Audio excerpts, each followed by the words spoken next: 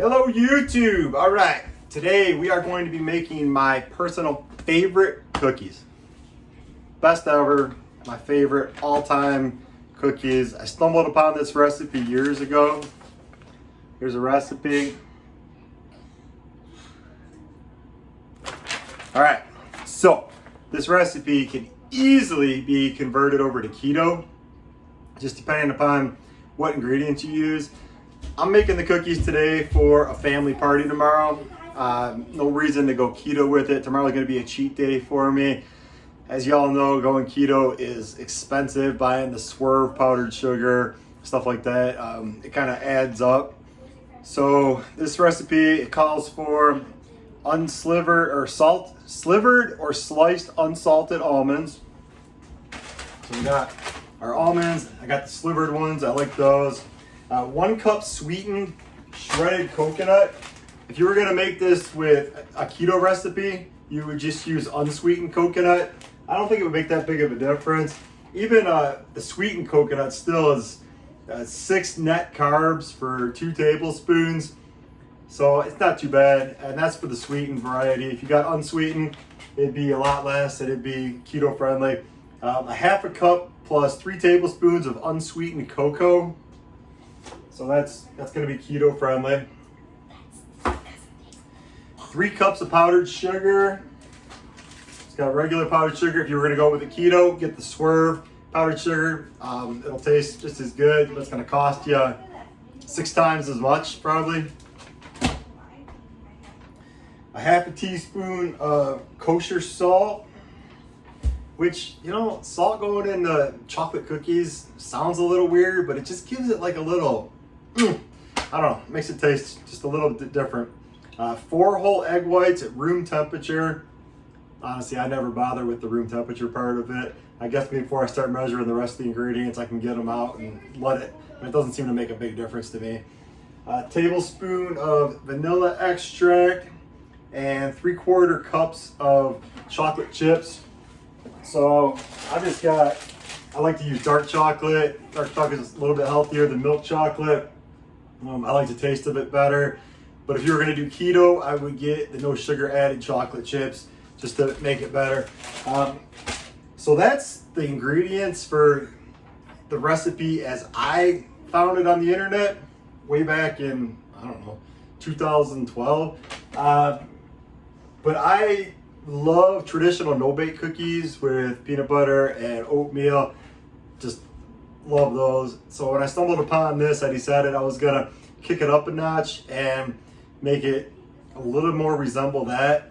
So I decided to add peanut butter to it. I always buy no added sugar peanut butter. And then because the peanut butter was gonna make the dough too liquidy when it started heating up, I decided that I was gonna add some oatmeal to give it that extra texture like a no-bake cookie, and also to even out the peanut butter to kind of soak up some of the oil. So it's like a little give of this and take of that, and it really evens out and it works. So I add a cup of oatmeal when I make this, and I add 1/2 cup of peanut butter. I've taken, instead of using like regular instant oatmeal, which is totally fine if you got that on hand, I've been buying these Flapjack Power Cups chocolate peanut butter flavor. It's got 12 grams of protein. Now it does have quite a few carbs. I would definitely not use the oatmeal, and I guess probably not the peanut butter if I was trying to make this keto friendly. But again, today I'm not making it keto friendly. So I'm gonna go ahead, put the GoPro on my head and go ahead and get started with this. Our first step is preheat our oven to 350. We're gonna spread our almond slivers and shredded coconut evenly on a rimmed baking pan, place in the oven and toast for 7-8 minutes, turning, tossing once halfway through until golden brown and fragrant. Reduce heat to 325. I've done this recipe a bunch of times. It tends to take a little bit longer than that 7-8 minutes to get everything nice and toasty. So we're gonna go ahead and get started.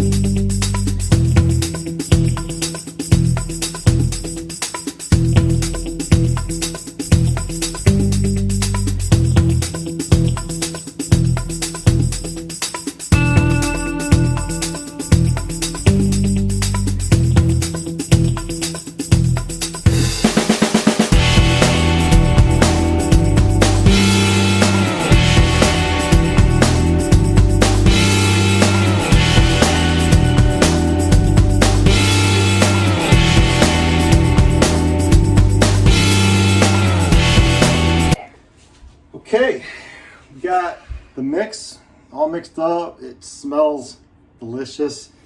It's quite a nice sticky gob here of dough. We're gonna go ahead, got the oven turned down to 325. Actually, it's still on 350. I'm gonna bump it down to 325. So we got two Baker's Secret style the vacuum pans where it's got the double layer. I like those, it tends to help cookies not burn. And I really am a huge fan of parchment paper. I like to cook bacon on parchment paper, cookies, you name it. Anything I can put on parchment paper, I do. It makes your cleanup so much easier. Makes stuff not stick. If you get cookies that stick or brownies or something, it's not gonna happen with the parchment paper. So we're gonna go ahead and spread our parchment paper on our cookie sheets, and we're gonna make balls with some spoons, and then we're gonna plop it onto the cookie sheets, make some good sized cookies, pop these babies in the oven, and get some delicious cookies.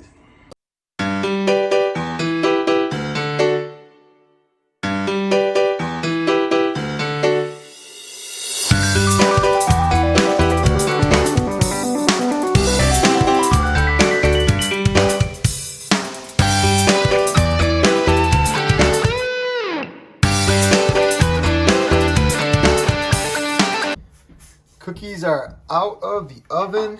They look and smell fantastic. We're gonna let these cool. Got ourselves some nice Christmas containers. Get ready to take them to a party tomorrow. All right, cookies. Hi. All right, the cookies are done. They turned out amazing. Here's a video of the cookies. They look delicious. They smell delicious. Gonna let them cool for hour and a half, 2 hours. Then we're gonna package them up. Got some nice Christmas containers. Got a little Santa action here. Ho, ho, ho. And we're gonna take these to a family party tomorrow. Hopefully everybody loves them. Like I said earlier, you could easily flip this recipe to make it a keto friendly recipe. These are my favorite cookies. They're like chocolate chip cookies, no bake cookies, peanut butter cookies, all oatmeal wrapped together into one. They are phenomenal. I love them, love them, love them. All-time favorite cookies. I hope you enjoy it as well. If you like our content, as always, give us a like, comment, subscribe. We certainly appreciate it.